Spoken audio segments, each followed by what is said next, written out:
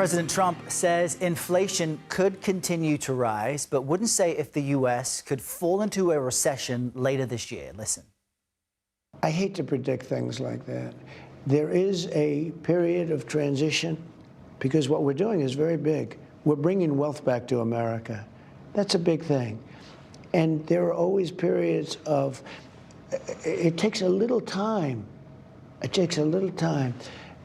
But I think it should be great for us. Meanwhile, China's retaliatory tariffs on U.S. goods take effect today, and it includes a 15% levy on American chicken, wheat, corn and cotton, and 10% on beef, pork, produce, dairy, soybeans and certain seafood.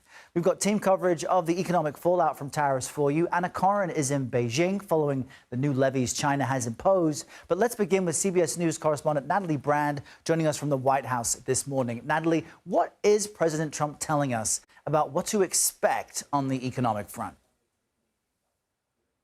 Good morning, Errol. Yeah, President Trump really downplaying, trying to ignore these concerns about a potential recession, as some have alluded to or worry about, or businesses expressing uncertainty. In that Fox Business interview, he was really pressed on what he would tell businesses. And again, he really doubled down, tripled down on his tariff strategy, saying, you know, there might be this period of transition or some disturbance, but he really believes in this long-term strategy of trying to spur manufacturing here in the United States, bring more jobs back to the U.S.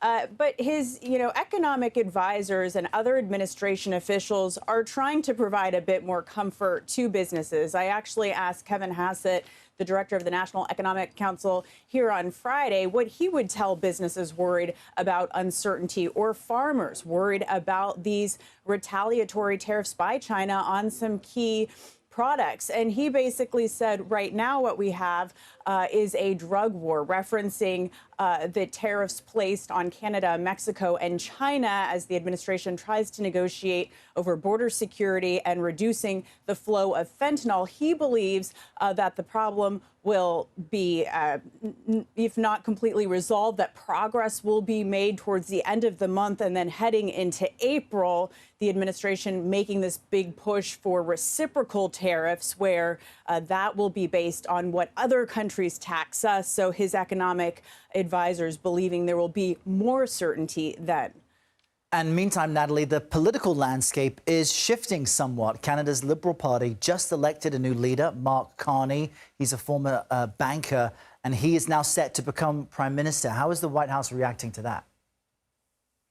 Yeah, we're going to have to wait and see. What we do know is what Carney has said about the president, about the U.S. in the context of the tariffs, calling, the administration essentially a bully because of the tariffs placed on Canada. As you noted, he is a former central banking head in Canada who comes from an economic background. So that's going to be interesting to watch as this potential, trade war looms, particularly since he believes that one part of the solution for Canada is strengthening its own domestic economy. He's also said, as far as retaliatory tariffs go, he says that they will be in place, imposed by Canada, until, quote, the Americans show us some respect. We know Ontario's premier has promised 25% tariffs on electricity into parts of the United States, New York, Minnesota, and Michigan, starting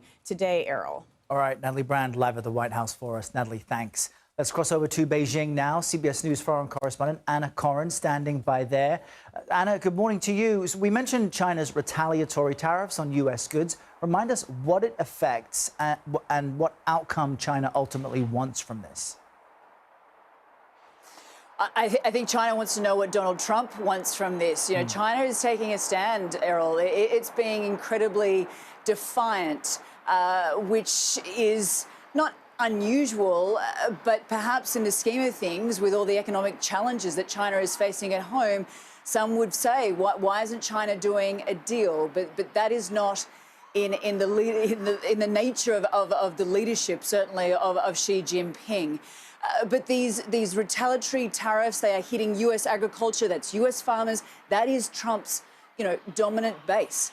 And that is why it's causing so much pain. You mentioned it: chicken, wheat, corn, soybeans, pork, beef, fruit. And then there are 25 U.S. companies that have also been hit with export controls and restrictions. So this is wide-ranging. Errol, we spoke with Michael Pettis. He is a highly respected, well-known China economy expert. He's also a senior fellow at the Carnegie Endowment for International Peace here in Beijing. And he said that a trade war between the US and China was always inevitable because of the global trade imbalances. And he said striking a deal is near impossible. Take a listen. And this deal of the century that President Trump is after with President Xi, what does that look like? Honestly, what the U.S. needs is so much the polar opposite of what China needs that I'm not sure there can be a meaningful deal there. And until these global trade balances are addressed, according to Michael Pettis, he believes that this trade war, Errol, will only escalate. All right, Anna Coren with the latest. Anna, thank you for that.